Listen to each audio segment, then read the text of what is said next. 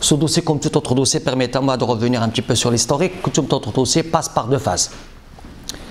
Nous avons reçu un APS, un avant-projet sommaire de ce projet que je présente comme suit. C'est un projet d'animation touristique dans notre région sur deux projets fusionnés en un seul projet. Le premier projet, c'est Agadir-Land, qui est un parc d'attractions sur 19 hectares avec un montant d'investissement de 190 millions de dirhams.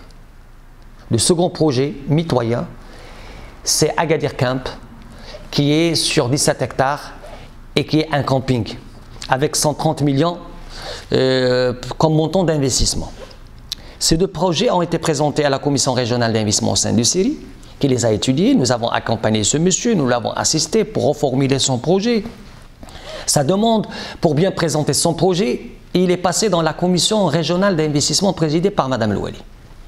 Dans cette commission, qu'est-ce qu'on fait? On donne l'accord de principe, notre avis sur la faisabilité économique du projet. C'est-à-dire, vous avez demandé un foncier de l'État, est-ce que le foncier est disponible? Est-ce qu'il est assigné?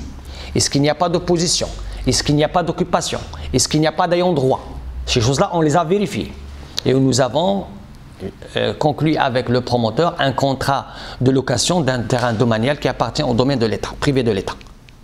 Et nous avons étudié au sein de cette commission la faisabilité économique du projet. Est-ce qu'il est faisable? Est-ce qu'il est réalisable? Est-ce que le promoteur répond aux critères de ce projet? Est-ce qu'il a les références techniques? Est-ce qu'il a les moyens pour réaliser ce projet? Quels sont les délais de réalisation de ce projet? Quel est le cadre juridique dans le cadre il va être traité? À la lumière de ces conclusions, on donne l'accord de principe au sein de cette commission. Et on transmet le dossier à une deuxième phase qui est la CGP, la commission des grands projets.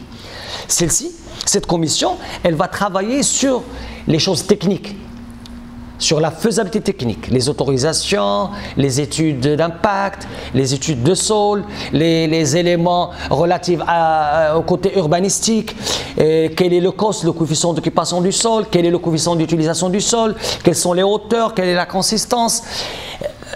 Tous ces aspects ils sont en cours d'étude au sein de la CGP. Très bien. Quel est le problème? Le problème, il est simple. À l'occasion de la présentation du SDO, du schéma directeur de l'urbanisme, il a été soulevé par le bureau d'études que cette zone où le projet allait se faire est une zone sismique. C'est quoi une zone sismique? C'est une zone, d'après le SDO, c'est une zone située entre deux failles sismiques et il faut faire attention pour ne pas autoriser des projets qui vont recevoir le grand public. Nous avons eu cette information. Qu'est-ce qu'il faut faire?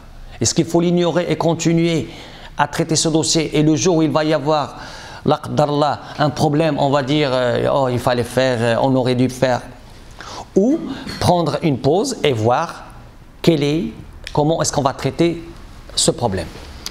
Ce qui a été fait, c'est qu'au sein de la commission des grands projets, la CGP, ils ont besoin d'un avis technique. Et la CGP a estimé qu'il faut demander l'avis technique d'un organisme expert. Ils ont fait appel à un laboratoire public qui est le LP2E. Le LP2E a travaillé sur deux choses, sur les conclusions du SDO et a travaillé sur l'avis donné par le promoteur, parce qu'il a présenté un document dans lequel il parle de la sismicité du site. Sur l'avis de l'LP2E a confirmé que c'est une zone sismique et qu'il faut faire attention de mettre en place un projet qui va recevoir le grand public. Cette information est sortie chez la presse, d'où le débat aujourd'hui autour de ce projet. J'aimerais préciser une chose. Ce projet aujourd'hui il est en phase d'étude, il n'est pas encore autorisé. Il a une autre autorisation pour faire les accès et le terrassement et le nettoyage qui a été donné par la commune d'Agadir. Mais l'autorisation de construction et l'autorisation d'exploitation n'est pas encore donnée parce que la CGP n'a pas encore terminé son travail. Et aujourd'hui, Il a été décidé au niveau de la région, du conseil régional et la wilaya, d'ordonner une étude d'un bureau d'études spécialisé qui va nous dire quel est le degré de sismicité, faut-il recevoir des projets sur ce site ou pas, si oui, quelles sont les normes de construction qu'il faut utiliser, sinon où est-ce qu'on va, quel type de projet on peut mettre sur cette zone. Je précise également une autre chose, c'est que j'ai lu quelque part qu'on a arrêté le projet. Le projet n'a pas démarré pour être arrêté. Le promoteur est en phase de préparation du site, les accès, le nettoyage, parce que le site il était un petit peu délabré, il était un petit peu un débarras pour les gravats et pour les squatteurs. Aujourd'hui, il est en train de nettoyer tout simplement. J'espère que les conclusions de l'étude qui a été ordonnée par la région et par la wilaya sera concluante et sur la base de laquelle on peut décider du devenir et de l'avenir de ce projet.